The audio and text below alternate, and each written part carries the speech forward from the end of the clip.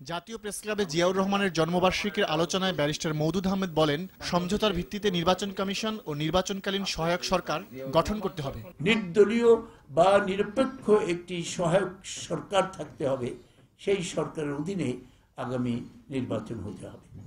আর যদি এই সংলাপ ব্যর্থ হয় তাহলে আমাদের অন্য কোনো বিকল্প থাকবে না, দেশের মানুষের অন্য কোনো বিকল্প থাকবে না আন্দোলন করা ছাড়া। এদিকে দলীয় কার্যালয়ে সংবাদ সম্মেলনে রুহুল কবির রিজভী বলেন, নির্দলীয় লোকের বাইরে সার্চ কমিটি ও ইসি মানবে না বিএনপি। সার্চ কমিটির ব্যাপারে যদি উনি বলেন যে বিএনপির পক্ষ থেকে প্রস্তাব দিক বা আপনারা কাকে কাকে চান, তখন এটা দেওয়া হবে আর কি।